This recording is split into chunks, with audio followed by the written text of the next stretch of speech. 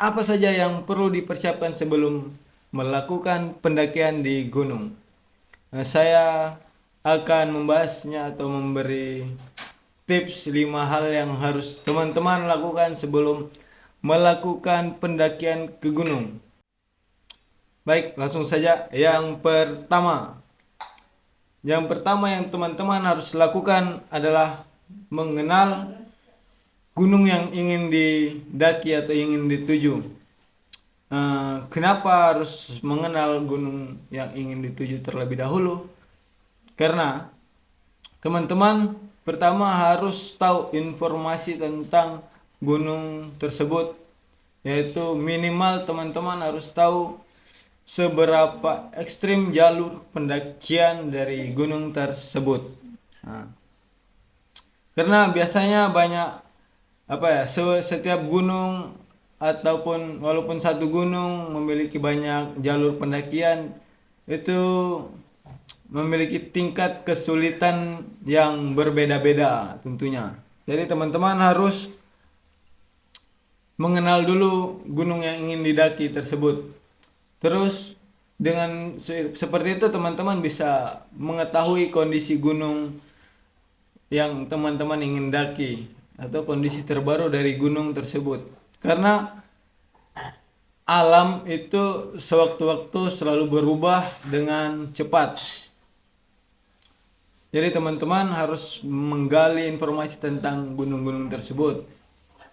Terus di poin pertama masih itu teman-teman harus menentukan base camp pendakian gunung. Kenapa harus menentukan base camp tujuan teman-teman? Karena gini, setiap base camp yaitu memiliki jalur dan administrasi yang berbeda-beda, terus punya persyaratan yang berbeda-beda juga. Jadi teman-teman harus mengenal atau mencari informasi bagaimana administrasi yang harus disiapkan sebelum melakukan pendakian di gunung tersebut dengan melalui base camp yang ada atau yang sudah disediakan. Contoh sederhananya seperti Gunung Arjuno. Gunung Arjuno memiliki banyak base camp pendakian dan setiap base camp juga memiliki aturannya masing-masing. Jadi teman-teman harus tahu juga seperti informasi tentang base campnya, aturan-aturan yang ada di base camp. Terus perlunya juga teman-teman mempersiapkan administrasi sebelum pendakian. Contoh kecilnya adalah seperti surat sehat, terus apalagi pendaftaran online dan sebagainya. Karena saat ini gunung-gunung hampir di seluruh tanah Jawa itu harus melakukan booking online terlebih dahulu. Poin yang kedua adalah latihan fisik. Untuk teman-teman khususnya para pemula, bahkan baik yang sudah sering mendaki, atau para legend of Eng dan sebagainya, itu wajib melakukan yang namanya latihan fisik. Karena kalau ditanya kenapa latihan fisik itu wajib, karena gini, walaupun teman-teman punya fisik yang prima dan bagus atau sering melakukan pendakian tanpa melakukan latihan fisik, pasti teman-teman akan merasakan hal-hal seperti kram, kaku, capek dan sebagainya. Itu adalah faktor karena teman-teman tidak melakukan yang namanya latihan fisik. Dan latihan fisik itu minimal teman-teman lakukan sebelum maksimal Hamin 1 minggu pendakian. Untuk yang ingin mendaki doang atau cuman pendakiannya hanya dilakukan untuk 2 hari 3 malam atau 3 hari 3 malam atau 1 minggu, itu latihan fisik itu biasa dilakukan cukup dengan 1 minggu latihan fisik full. Nah, waktu untuk latihan fisik pun berbeda-beda. Ada pagi, ada siang, ada sore. Saran saya teman-teman ketika ingin mendaki, alangkah baiknya teman-teman melakukan latihan fisik di pagi hari atau di subuh-subuh hari, karena itu akan membuat fisik teman-teman lebih bagus. Kalau teman-teman melakukan latihan fisik di siang hari, itu hanya membentuk otot. Sedangkan kalau di sore hari itu hanya akan menurunkan berat badan teman-teman. Kurang lebih seperti itu. Dan yang saya rangkum di sini untuk latihan fisik untuk teman-teman, yaitu pertama adalah minimal jogging. Dari hari pertama teman-teman bisa melakukan jogging 5 kali putaran, terus hari kedua 10 kali putaran, hari ketiga, hari keempat dinaikin lagi grade-nya sampai cukup, dirasa cukup. Terus push up juga seperti itu, pelan-pelan dari hari pertama mungkin 5, 10, 15, 20, 25 sampai genap 1 minggu full. Dan teman-teman tidak boleh bolong melakukan latihan fisik tersebut. Terus teman-teman juga harus melakukan pull up. Kenapa pull up? Pull up itu membantu otot bahu teman-teman agar bisa menahan beban yang ada di teman-teman pakai, yang ada di carrelnya teman-teman itu nanti, supaya teman-teman bisa nahan. Karena biasanya orang-orang yang mendaki gunung itu mereka menggunakan trik-trik seperti pakai itu namanya, pengalas lagi itu, softtek pengalas untuk bahu biar tidak sakit. Sebenarnya itu sama aja, tidak ada fungsinya. Itu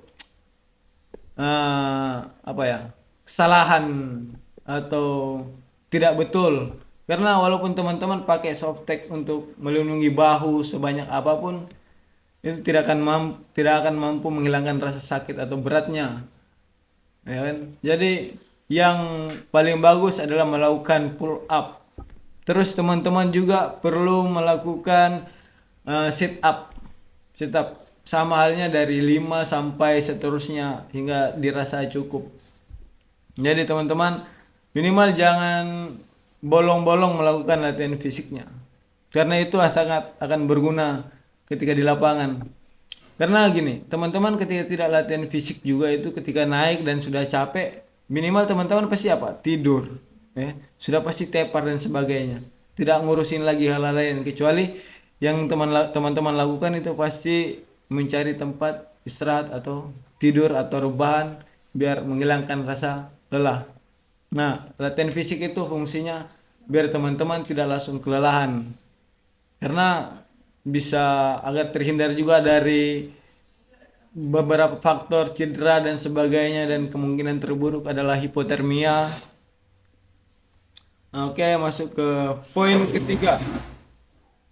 Poin ketiga adalah persiapan alat-alat penunjang pendakian. Nah, teman-teman mungkin sudah tahu banyak hal tentang peralatan pendakian, kan? Seperti keril, tenda, terus matras, sleeping bag, dan lain-lain sebagainya. Nah, tapi kenapa saya masukkan juga ini? Karena memang masih banyak pendaki di gunung yang tidak memenuhi syarat perlengkapan ini. Nah, kalau teman-teman nonton di video saya yang di YouTube saya yang judul yang Binturong Traveler, itu teman-teman bakalan melihat di video saya banyak pendaki yang masih pakai sendal dan sebagainya ketika melakukan pendakian, naik menggunakan tas sekolah, dan tidak safety sebenarnya untuk melakukan pendakian. Ini saya akan bahas apa saja yang harus di poin ketiga ini dibawa adalah carrier. Minimal carrier yang dibawa adalah 45 liter plus 5. Nah, biasanya carrier itu segitu, yang paling kecil. Terus atau teman-teman bisa juga bawa daypack. Nah, itu daypack itu hampir mirip-mirip sama tas sekolah, tapi dia dirancang atau dibuat untuk menahan berat dan beban yang lebih 2 kali sampai 3 kali lipat dan memiliki ketahanan yang lebih kuat daripada tas-tas sekolah yang teman-teman bawa ke gunung itu. Atau juga sering saya lihat teman-teman bawa tas-tas yang untuk pemain basket, pemain bulu tangkis, itu sebenarnya tidak bagus untuk dilakukan. Karena masa iya teman-teman naik gunung menenteng tas seberat itu, ya kan? Itu hanya akan menguras tenaga lagi teman-teman. Terus matras itu sudah wajib untuk alas teman-teman untuk tidur. Kemudian sleeping bag atau biasanya dibilang kantong tidur. Dan teman-teman harus wajib bawa itu. Jangan bawa sarung yang biasa dipakai untuk sholat atau untuk sunatan gitu kan. Teman-teman jangan bawa sarung. Boleh bawa, tapi silakan bawa juga sleeping bag. Terus teman-teman juga ini yang paling sering diremehkan sama teman-teman atau tidak tidak dipedulikan sama teman-teman, padahal ini juga adalah sangat penting, yaitu sepatu outdoor. Nah, sepatu outdoor itu sudah dibuat dirancang sedemikian rupa agar sol sepatunya itu mampu rekat dengan tanah atau mampu mencekram tanah pijakan ketika melakukan pendakian.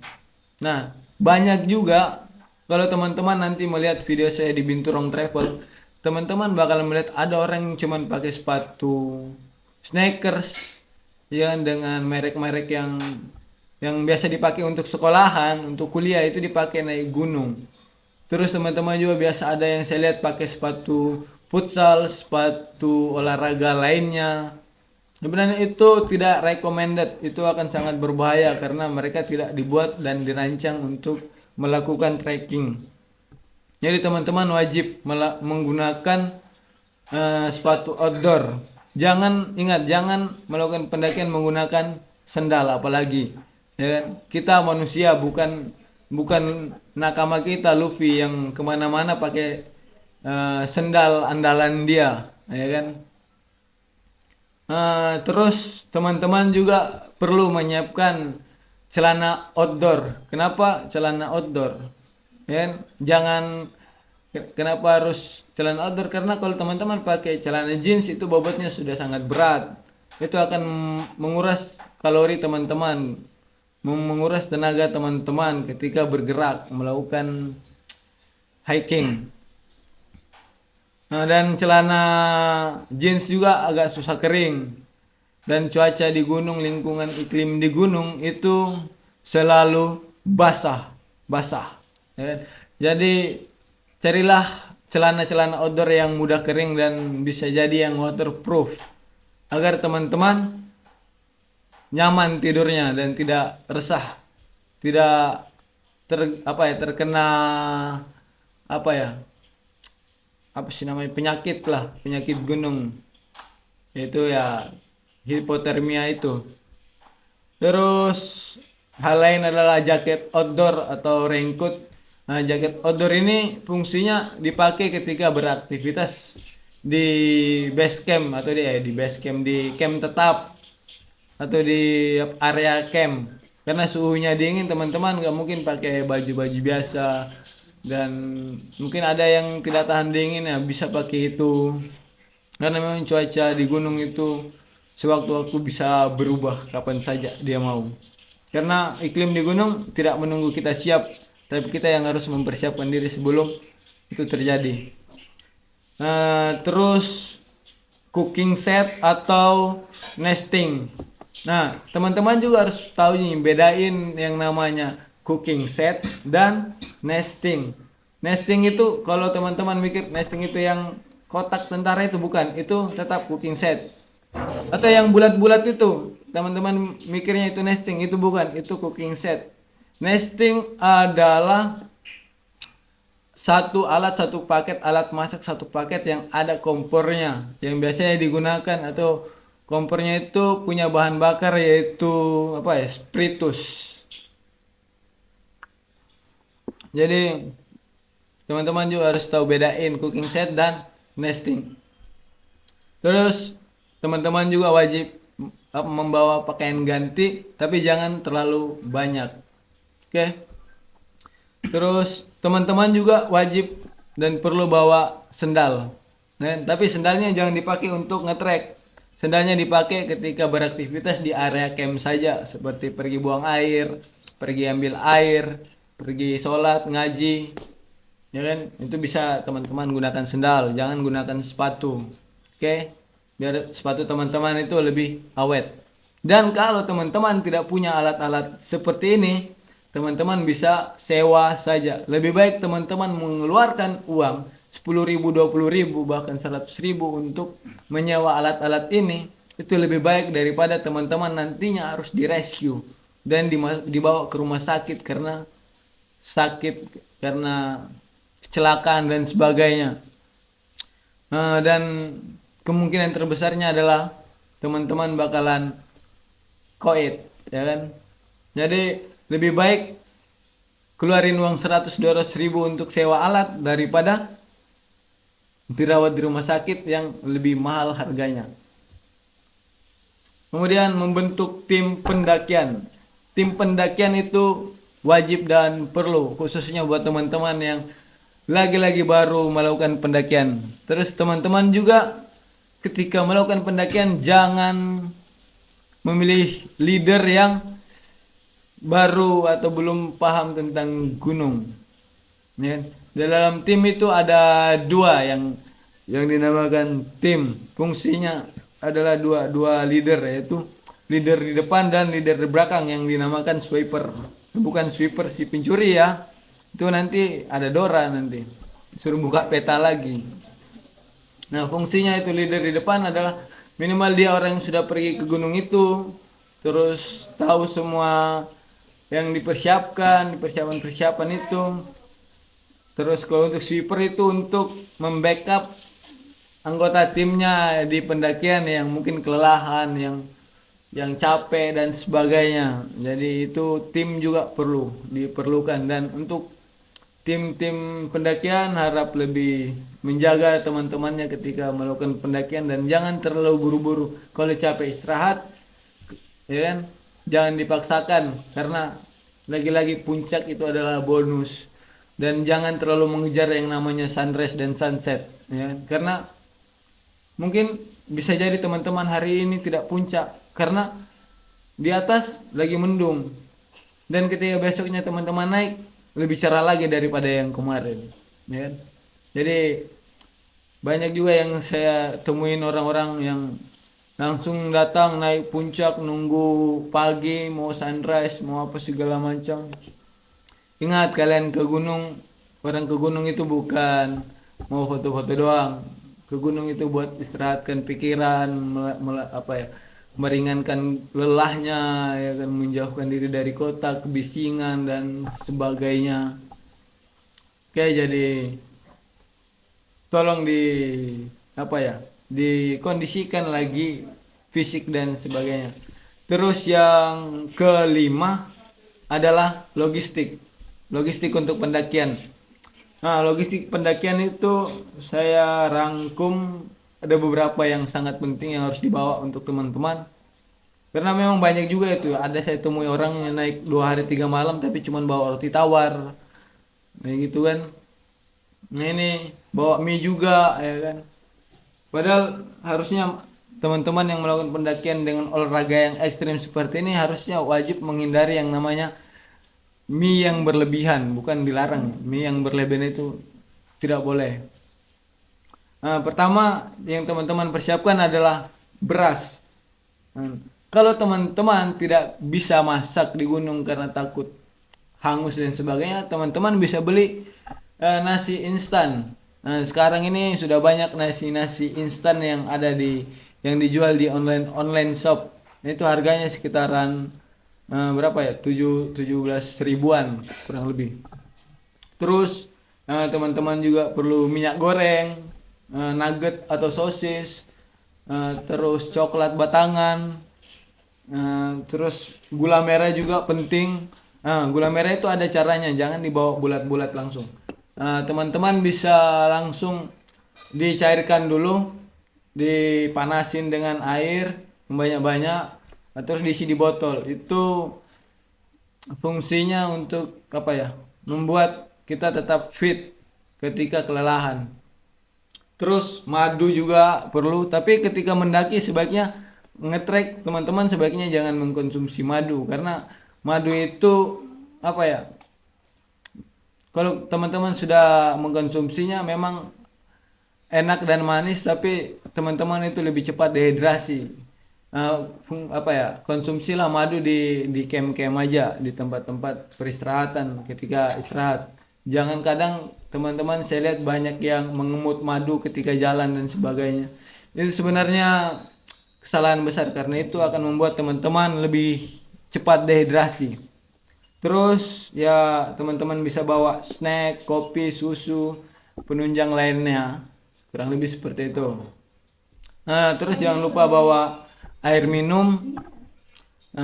Teman-teman bisa bawanya pakai botol aqua, botol air mineral, ataupun teman-teman bisa beli jergen, apa ya, jergen portable yang kantong-kantong jergen itu, kantong air, sehingga teman-teman tidak perlu lagi repot-repot bawa banyak botol untuk melakukan ketika melakukan pendakian.